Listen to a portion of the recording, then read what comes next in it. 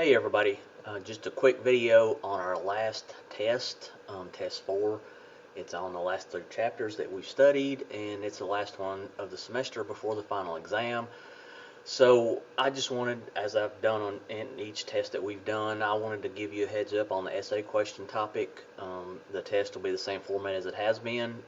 I'm going to do one essay on this test, so that'll make it a little bit easier on you guys. And the topic of this essay question is going to be from a couple of different sources. And again, I like to make the essay questions typically more local in nature, so that we can kind of discuss and let you think about things that affect us here, at least in Kentucky. So this question is going to have a lot to do with which chapter was it? I think it's chapter 15, the waste management chapter.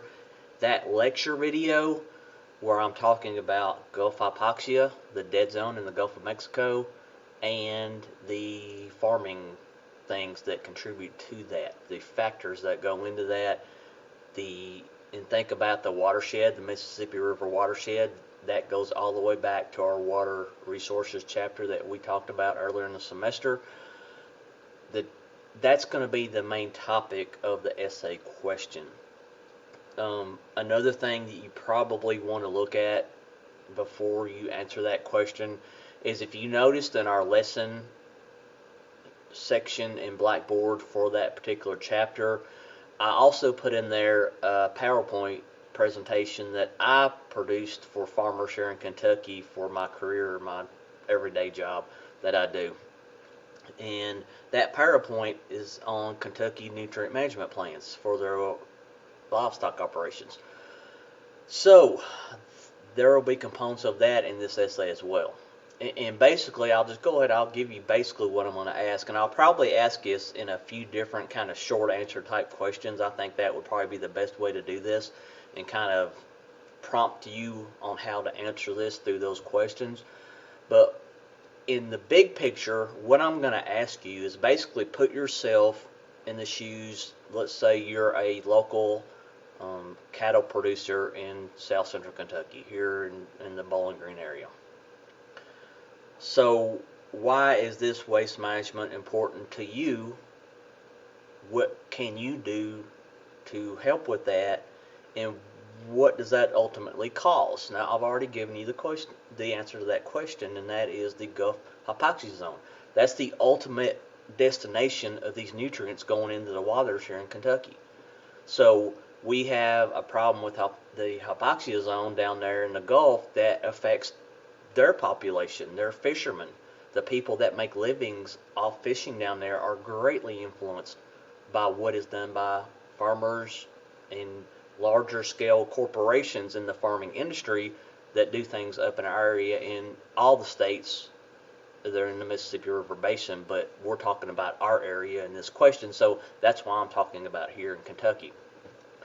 So a couple of things I want you to keep in mind when you're describing that hypoxia zone. A couple of your videos that I assigned in your lesson, one in particular really wanted to pinpoint the reasoning for this on the row crops, the artificial fertilizers that go into row cropping.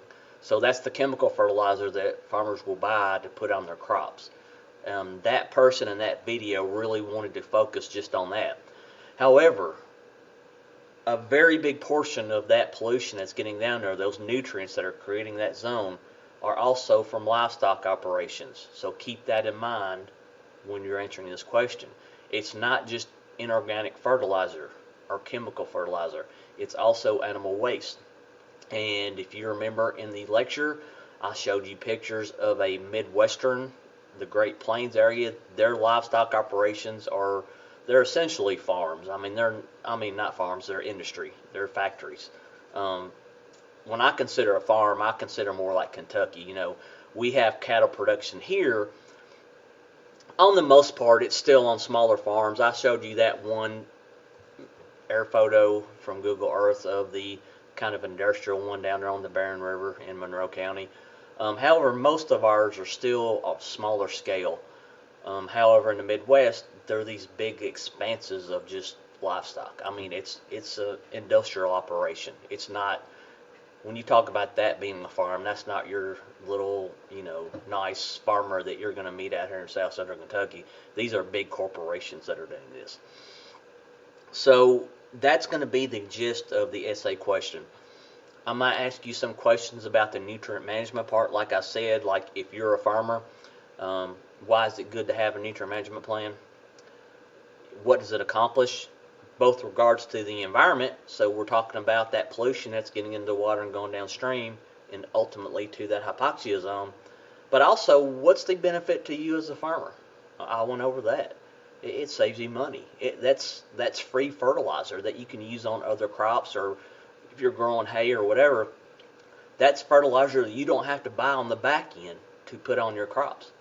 So if you close that system and keep those nutrients cycled, and if you read the description in that PowerPoint, there's one slide that says what is a nutrient management plan, and that describes it perfectly.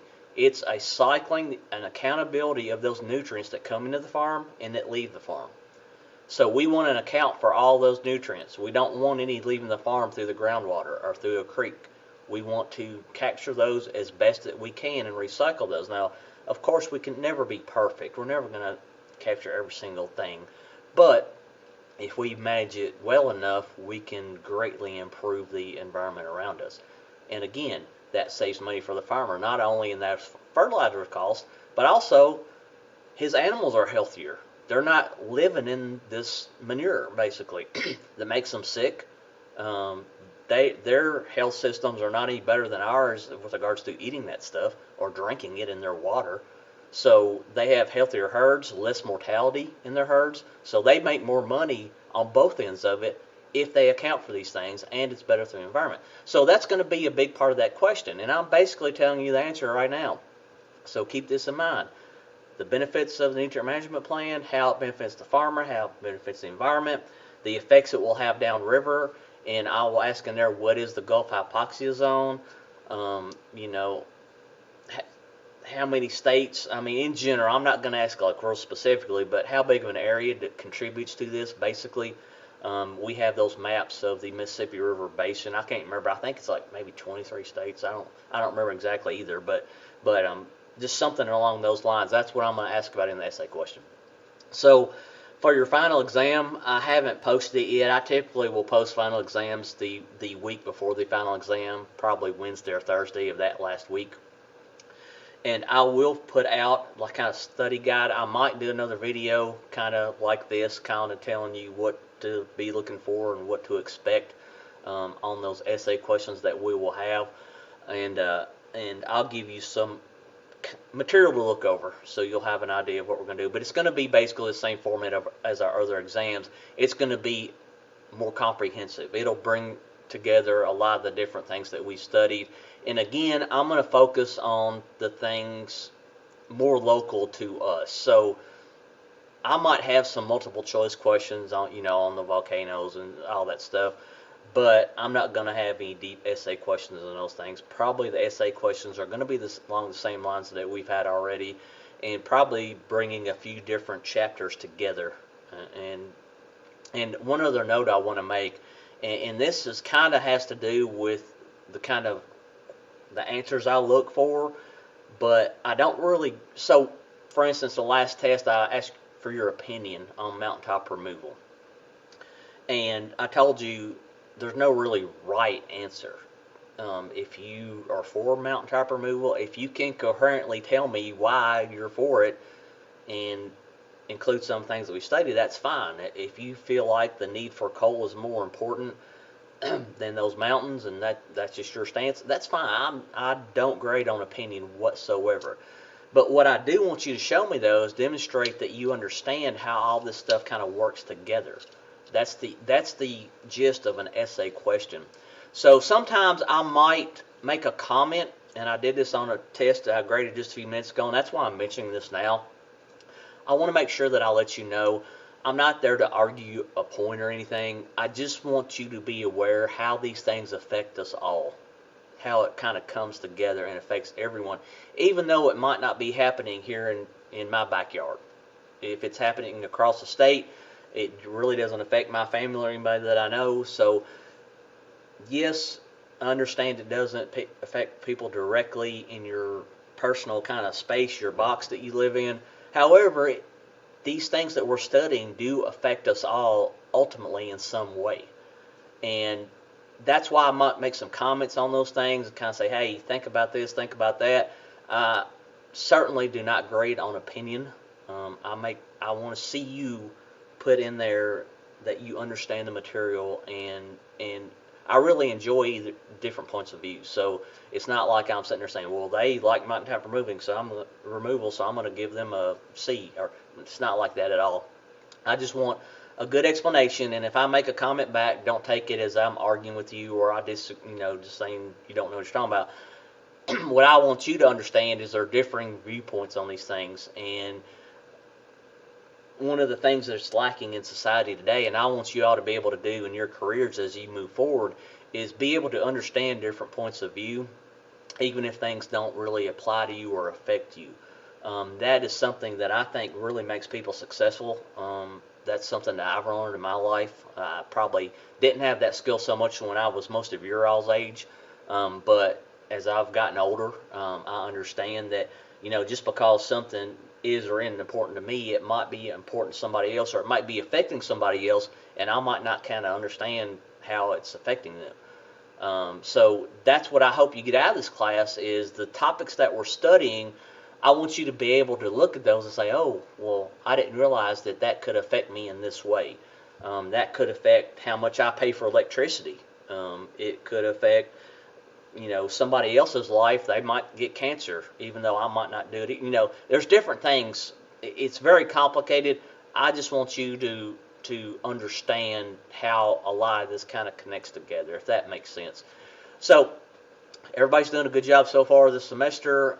Good luck on finals and the last test. As always, if you're needing any help, if you're not comfortable with the topic or you need more explanation on anything, feel free to let me know. I'm here to help. I want y'all to make a good grade, and y'all are doing really well so far. So thanks, and let me know if you need anything.